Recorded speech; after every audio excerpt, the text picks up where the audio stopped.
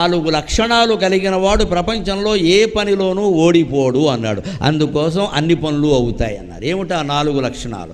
ధృతి, దృష్టి, మతి, దాక్ష్యం. ఇప్పటికి కూడా ఉపయోగించేవి ఈ 4. కాగితం మీద రాసుకుని మనలో ఉన్నాయా లేదా చూసుకోవాలి. ముందు ధృతికి, ధైర్యం ఉండాలి. ప్రతిదానికి భయపడుతూ ఉంటే ఏ పని చెయ్యలేము. యథవ ప్రాణం ఎప్పుడైనా పోయేది. కొన్నింటికి తెగించాలి. ఆ ధైర్యం లేనివాడు ఏ పని చేయరు. అన్నిటికీ భయపడతాడు. అన్నింటికీ తోడు కావాలి. ఎవరో 4 ఉండాలి. ఎవరు ఉంటారమ్మా జీవితాంతం తోడు? అంటే మనమే ధైర్యం తెచ్చుకోవాలి. ధృతికి, దృష్టికి అంటే ముందు చూపు ఉండాలి. ఒక పనిని తలపెట్టాం, ఉద్యోగం, పెళ్లి సంబంధమే కాదు, ఆస్తులు కొంటున్నాం, ఈ నిజమే కొనేస్తాం, ఈ షేర్లో పెడుతూ ఉంటారు చాలామంది. దృష్టి ఉండదండి. ఇది పెరిగింది పెట్టేయి, అది తరిగింది అమ్మాయి, అంతే. ఇంకా ఈ పెరిగినప్పుడల్లా ఏదో పెట్టేసి తరిగినప్పుడల్లా అమ్మేసేవాళ్ళు ఒక ఏడాది అయ్యాక లెక్క చూసుకోండి, ఓ 10-15 లక్షలు సురమిద్రమారమణ గోవింద అయిపోయి ఉంటాయి. ఎందుకు ఈ జోదం? ఎందుకు ఈ జోదం? అసలు షేర్లు ఎలా పెరుగుతాయో తెలుసునా? ఆ కంపెనీకి విపరీతంగా లాభాలు వస్తే మన షేర్ పెరుగుతుంది, కానీ మామూలుగా ఎలా పెరుగుతుందండి?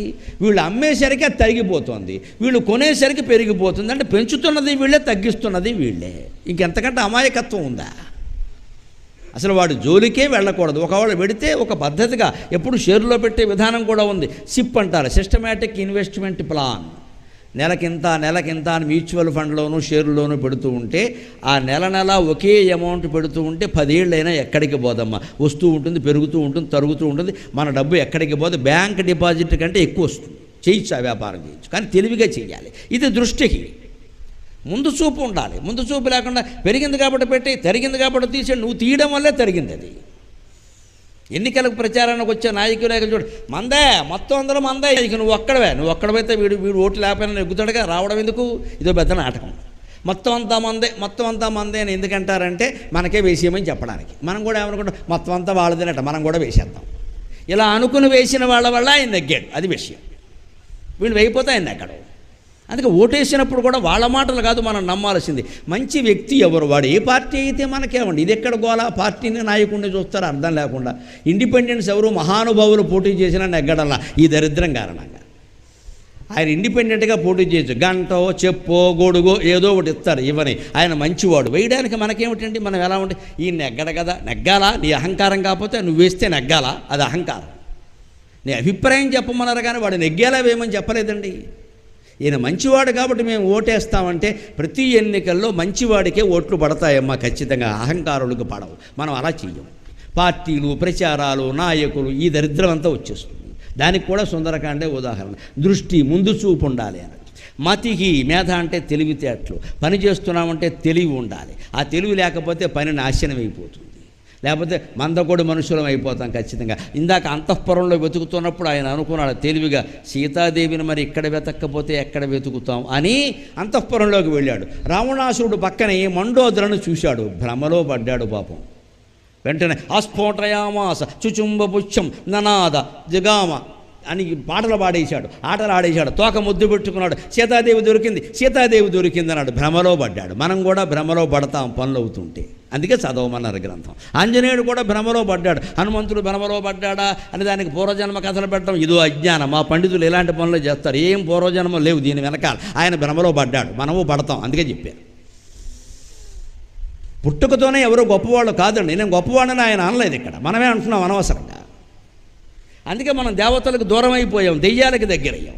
దేవతలు కూడా మనలాంటి వాళ్ళే, పుట్టారు, పెరిగారు, కష్టపడ్డారు, సాధించారు. మనము అంతే. ఈయన అల్లరి చేశాడు, శాపానికి గురయ్యాడు, తర్వాత బాగుపడ్డాడు. మనము అంతే.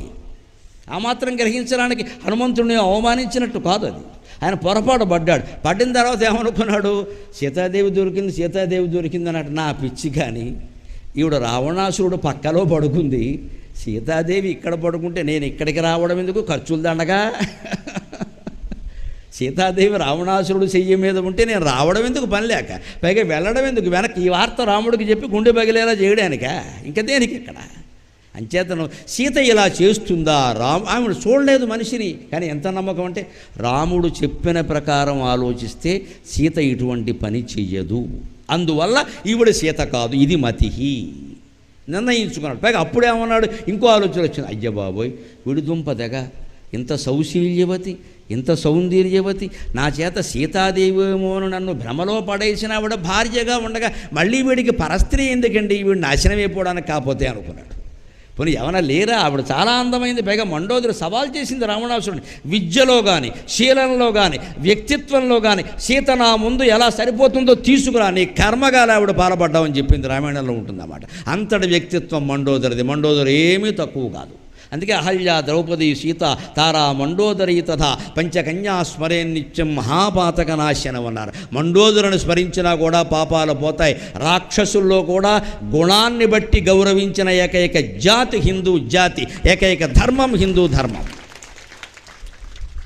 కులాన్ని బట్టి గౌరవించకుండా మనం ఎప్పుడు గుణాన్ని బట్టి గౌరవిస్తాం. రాక్షసులందరూ దుర్మార్గులు కాదు. బలిచక్రవర్తి మహాసౌజన్యమూర్తి, ప్రహ్లాదుడు మహాభక్తుడు, ఇగో విభీషణుడు, ఆయన ఎంత ఉపకారం చేశాడు. మండోదరి సీతతో సమానంగా గౌరవించారు. అంచేత గుణాన్ని బట్టే మన హిందూ జాతి స్త్రీలని పురుషుల్ని గౌరవించింది, కానీ పుట్టుకను బట్టి ఎవరిని అవమానించలేదు, పుట్టుకను బట్టి ఎవరిని గౌరవించలేదు. మనం ఇప్పుడు పుట్టుకను బట్టి ఎవరిని అవమానిస్తున్నామంటే మనం హిందువులం కాదు, హిందుత్వం మనకు అర్థం కాలేదు. హిందువులు అలా చెయ్యరు. ఇది ఈ పురాణమే సాక్ష్యం.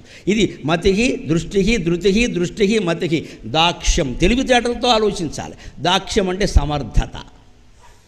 అంటే అసమర్థుడైన వాడు ఎప్పుడూ ఏ కార్యాన్ని సాధించలేడు. అందుకే ఆయన ఏం చేశాడు, అశోకవనంలో 4 చెట్లు పడగొట్టాడు, తొడగొట్టాడు, మెడగొట్టాడు, వాళ్ళని పిలిచాడు, తన సమర్థత ఏమిటో చూపించాడు. అంతేకాదు, రావణాసురుడు సభలోకి వెళ్ళినప్పుడు నిలబెట్టి మాట్లాడుతూ ఉంటే కోతివి నీకు ఆసనం ఎందుకంటే విభీషణుడు అన్నాడు, దూతగా వచ్చాడయ్యా, దూతని ఆసనం మీద కూర్చోబెట్టడం ధర్మం అన్నాడు. రాముడు దూతను నేను గౌరవించేది ఏమిటంటే నీ ఆసనం నాకు అక్కర్లేదు అని మహావాలగాత్రం అని తోక చుట్టి రావణాసురుడు సింహాసనం కంటే పైకి లేపి దాని మీద కూర్చున్నాడు. అది హనుమంతుడు. నువ్విచ్చేది ఏమిటి, బోడాసనం అని ఇంగ్లీషు మాట్లాడు ఉంటాడు బహుశా. టేక్ యువర్ ఓన్ సీట్ అంటాం కదా, ఆయన ఓన్ సీట్ ఆయన తీసుకున్నాడు. అక్కడ నా సీటు నేను సంపాదించుకుంటాను, నువ్వు ఇచ్చేది ఏమిటయా అని శుభ్రంగా పైకి కూర్చొని రామాయణంలో ఉన్న విషయం అది. నేను చదివి చాలా ఆనందించే ఎటువంటి చమత్కారాలు కూడా వాల్మీకి రాశాడు రాని.